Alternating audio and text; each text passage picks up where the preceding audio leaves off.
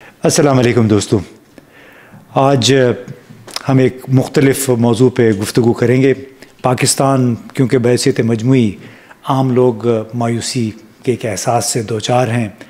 माशी मुश्किलात हैं लोगों की, अदम तहफ़्फ़ुज़ का बेइंसाफ़ी भी है। सरकारी इदारों के हाथों बहुत लोग परेशान रहते हैं। पुलिस अदालतों में आम लोगों के साथ जो होता है, ख़ुद हमारे साथ भी कई मरतबा हुआ, तो उसमें फिर वो एहसास होता है कि जितने भी सरकारी इदारे हैं शायद सभी एक ही जैसे काम करते हैं।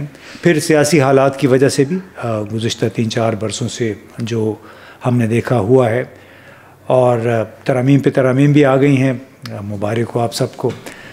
लेकिन इस तमाम मायूसी के आलम में कुछ पाकिस्तान में अच्छा भी काम हो रहा है। ख़वातीन के हवाले से गुज़िश्ता 20-22 बरसों से बहुत सारी तरामीम आई, कानून साजी हुई, जिसका बुनियादी मकसद था कि पाकिस्तान के समाजी हलकों में, समाजी सतह पे जिस तरह ख़वातीन के साथ ज़्यादतियाँ होती हैं उनकी पेशबंदी की जाए, उनका अजाला किया जाए। अगर किसी के साथ कोई ज़्यादती होती है तो उसको फिर इंसाफ फराहम करने की भी कोशिश की जाए।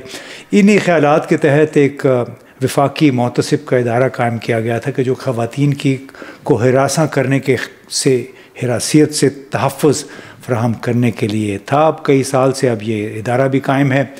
इस इदारे के तहत कुछ अच्छा काम भी हुआ है और उसने कुछ कानून साजी को भी प्रमोट किया, और बुनियादी मकसद था कि किसी न किसी तरीके से जहाँ जहाँ मुमकिन हो ख़वातीन के हुकूक़ का तहफ़्फ़ुज़ किया जाए। ख़ास तौर पे जो काम काज जहाँ करती हैं ख़वातीन, उनको हिरासा होने से बचाया जाए, क्योंकि आपको मालूम है यहाँ पे मर्दों के आम तौर पे रवैये किस तरह के होते हैं। और जो फॉस्पा, जो मैंने कहा कि वफाकी मोहतसिब का इदारा है ख़वातीन को हरासियत से बचाने के लिए, अब उसमें सवाल है कि क्या सिर्फ ख़वातीन को बचाना है हरासमेंट से, या मर्द भी हरासा होते हैं।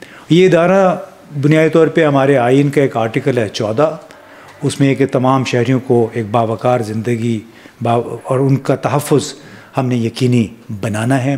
तो उसके तहत बुनियादी तौर पे ये इदारा कायम किया गया। और इस वक्त हमारे साथ मोहतरमा फौजिया वक़ार साहिबा हैं। अस्सलाम वालेकुम जी। वालेकुम तो सलाम। फौजिया वक़ार साहिबा चौथी ओम्बड्सपर्सन हैं, इस इदारे की सरबराह हैं। इससे पहले वो पंजाब में जो स्टेटस ऑफ वुमेन कमीशन जो है उस पे उसके साथ काम कर रही थी।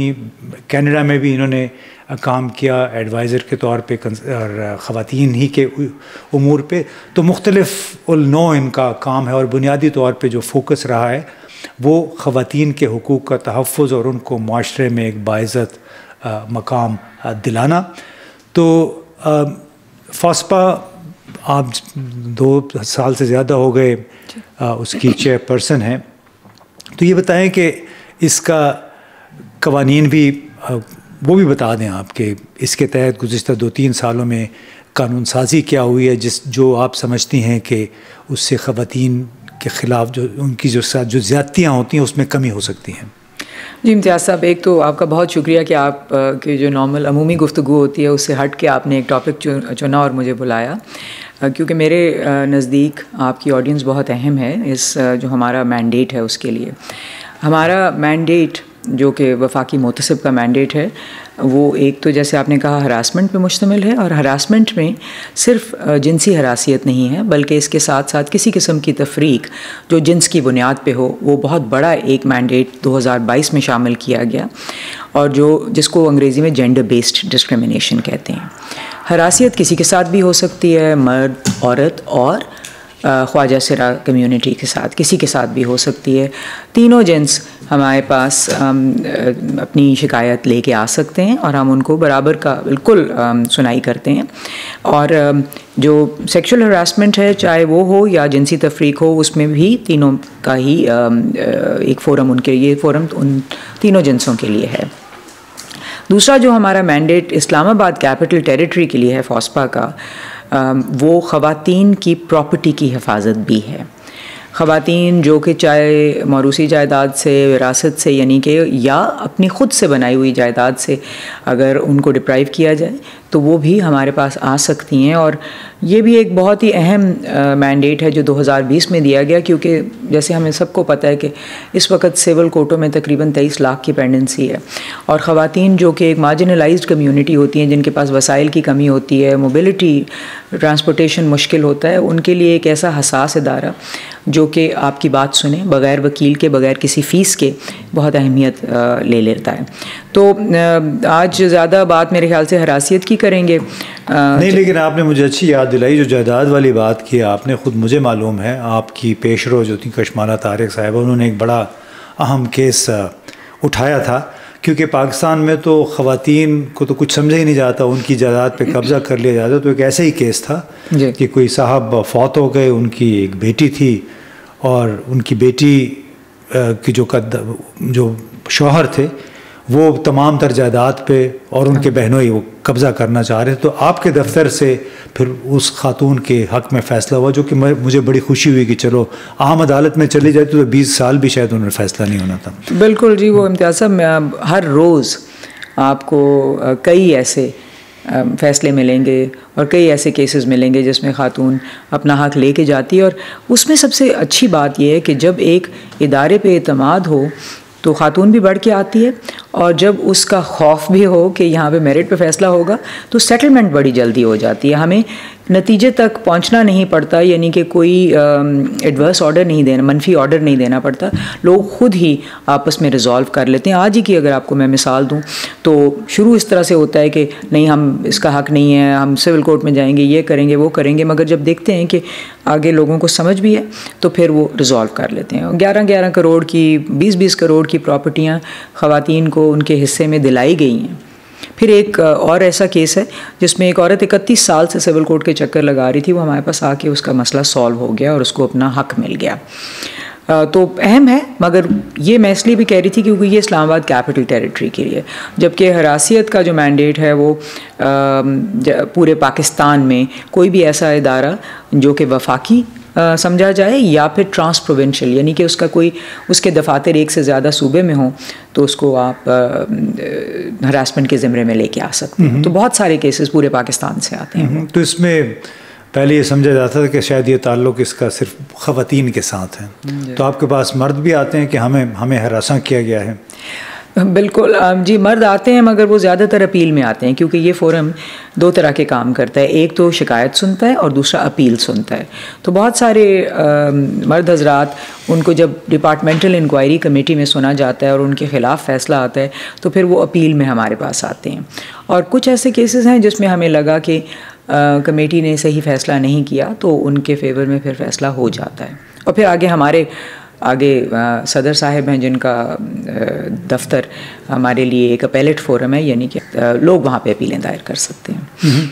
तो ये बताएं कि जब से ये कानून आया है, ख़ास तौर पे 2022 के बाद काफ़ी ख़वातीन को तहफ़्फ़ुज़ फ़राहम किया गया, तो ये कहा जाता है कि अब कई केसेस में ख़वातीन ने इससे नाजायज़ फ़ायदा भी उठाया है कि जहाँ जिसका दिल किया उन्होंने अपने शौहर के ख़िलाफ़ या अपने जो को वर्कर्स हैं उनके ख़िलाफ़ फिर अपील कर दी कि उन्होंने मुझे हरासा किया है। जी, हर कानून का गलत इस्तेमाल तो होता है, और बहुत हम वाफिर मिक़दार में गलत इस्तेमाल देख रहे हैं, मगर इस कानून का गलत इस्तेमाल काफ़ी कम होता है। वो इसलिए कि प्रोसेस बड़ा ही टाइट है, यानी कि अगर एक ख़ातून आके एक इल्ज़ाम लगाती है तो उसके बाद एक तो दूसरी साइड को भरपूर मौका दिया जाता है अपने आप को डिफेंड करने का, क्योंकि नामालूम अफराद के ख़िलाफ़ इसमें नहीं हो सकती शिकायत, नहीं हो सकती, अक्यूज़ड को नेम करना पड़ता है, यानी कि आप किसको इल्ज़ाम दे रहे हैं उसका नाम देना पड़ता है आपको। तो उसको फिर डिफेंस का मौका दिया जाता है, अपने आप को अपने दिफा का मौका दिया जाता है। हर स्टेज पे इल्ज़ाम को निंदा और जिस पे इल्ज़ाम लगाया गया है सबको मौका दिया जाता है अपने आप को अपने दिफा का। साथ ही साथ शवाहिद की इसमें ज़रूरत है और इसमें एक पूरी इन्वेस्टिगेशन होती है।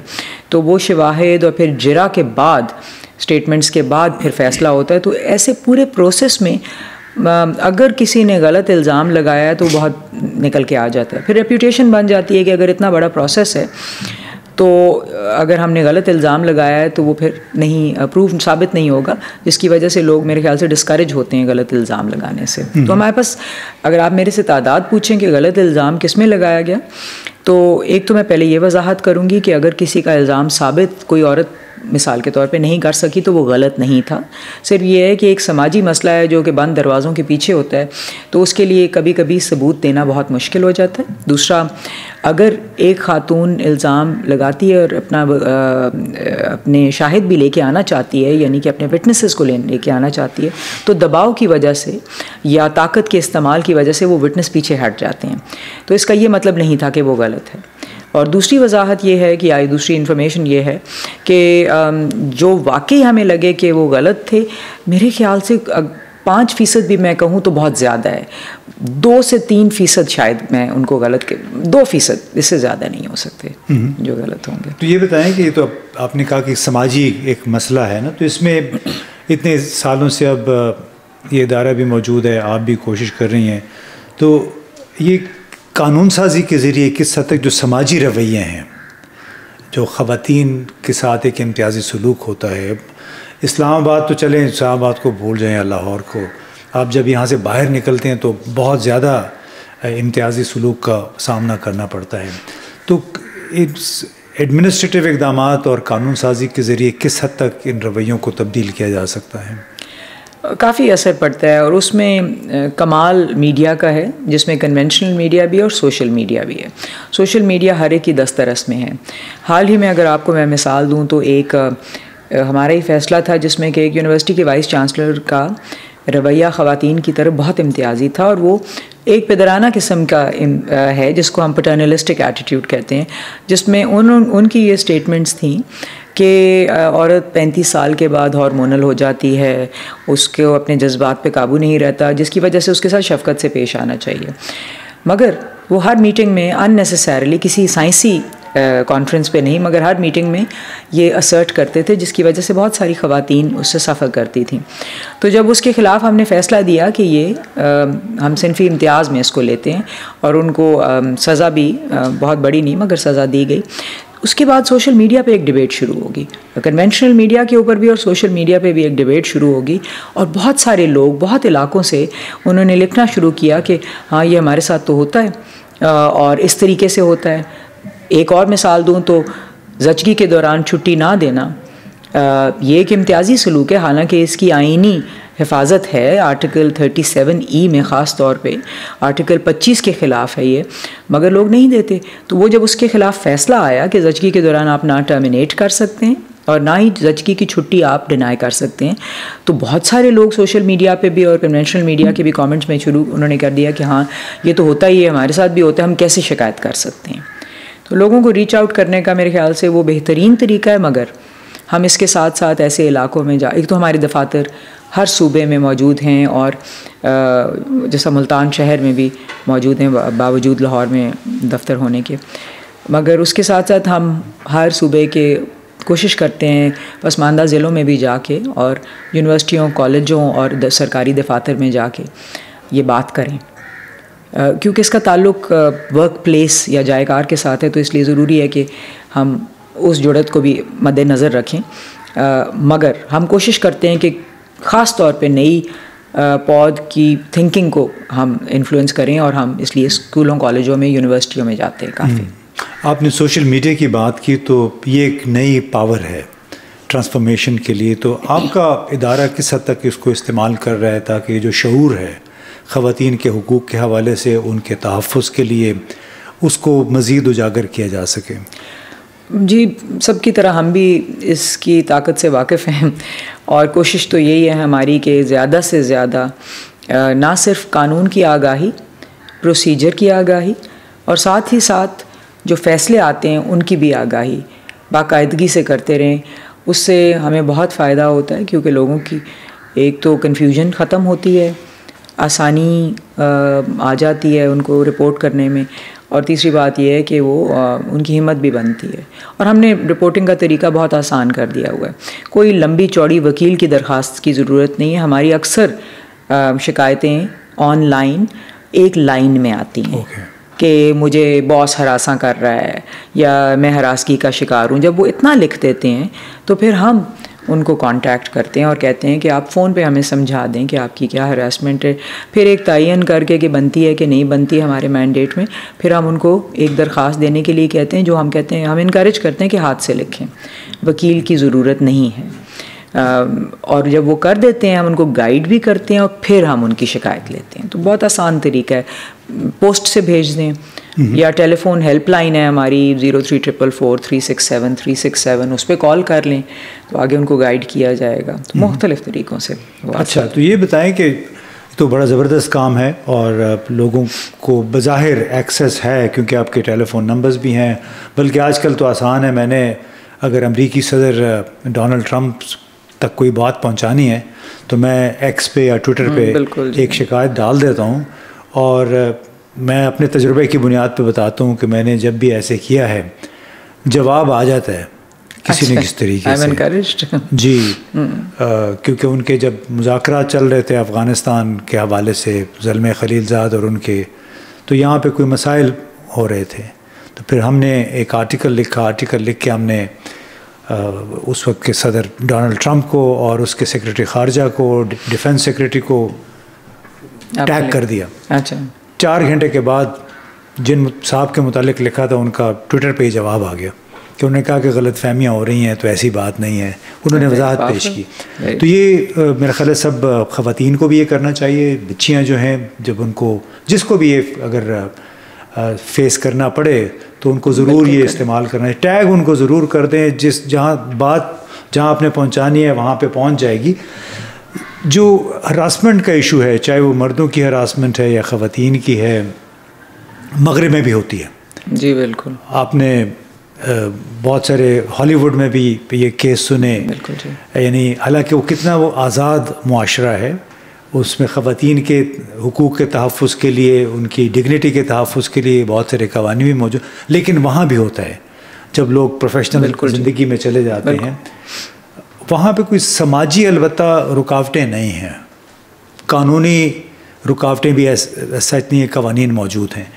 यहाँ पे आपको समाजी रुकावटों का सामना करना पड़ता है क्योंकि आपके फ़ैसले, और दूसरी बात, ये 2 सवालात हैं कि आप अपने फ़ैसलों पे फिर अमल दरामद कैसे यकीनी बनाते हैं। जी, अहम सवाल हैं दोनों।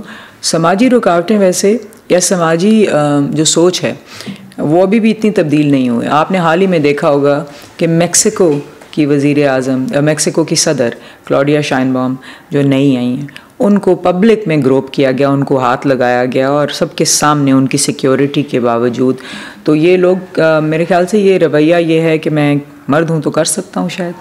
या जो अभी करंटली मेयरल कैंडिडेट थे Andrew Como, previously governor of New York, उनके ख़िलाफ़ कितनी शिकायतें आई जिसके नतीजे में उनको स्टेप डाउन करना पड़ा। तो बहुत एडवांस ममालिक में अभी भी ये सोच तब्दील नहीं हुई है। हमारी सोच पे अभी काफ़ी काम करने की ज़रूरत है। इसमें रुकावटें बिल्कुल आती हैं क्योंकि पहली बात तो ये लोगों को समझ में नहीं आता कि ये कैसे हरासमेंट है। अगर मैं किसी को खाम खा के मैसेजेस भेज रहा हूँ तो इसमें क्या मसला है वो, मतलब मैं तो शायद तारीफ़ कर रहा हूँ। बहुत दफ़ा मुझे ये सुनने को मिलता है कि अगर आप किसी को माशाअल्लाह कहते हैं तो इसमें क्या बुरी बात है। आप तो लगता नहीं है कि वो कोई ऐसा काम करें जिससे दूसरे को बॉदर हो रहे हैं। फिर कंसेंट का भी मतलब नहीं पता इनको, इजाज़त की समझ नहीं है कि अगर आप एक चीज़ इजाज़त के साथ करते हैं तो वो रिलेशनशिप है, इजाज़त के बगैर करते हैं तो हरासियत है। तो वो फिर वो समझते हैं कि नहीं, हसीते फसी ना का मतलब हाँ है, ये अभी तक बहुत ज़्यादा माइंडसेट है। तो that becomes a problem for us. और दूसरा जो आपने कहा कि मगर हम तो समझते हैं, हम हसास हैं तो फिर फ़ैसला तो दे देते हैं, फिर उसकी इम्प्लीमेंटेशन। तो अच्छी बात यह है कि पाकिस्तान का कानून बड़ा मजबूत है। अथॉरिटीज़ पे लाजिम है कि वो हमारे ऑर्डर को, जो भी हम यहाँ से ऑर्डर आता है, उसको इम्प्लीमेंट कराएँ। और उसको इम्प्लीमेंट कराने के बहुत सारे तरीके हैं, चाहे वो पुलिस के ज़रिए हो, चाहे किसी की जायदाद को अटैच कर दिया जाए, यानी कि उसकी जायदाद से फ़ाइन पे करवा लिया जाए, उसमें रेवेन्यू अथॉरिटीज़ का काम है, या उनके इदारे अगर इदारे को ज़िम्मेदार बनाया जाए, अगर एक आदमी एक जगह पे काम करता है तो उसकी तनख्वाह रोक देना, उसकी पेंशन रोक देना वो इदारे का फ़र्ज़ है।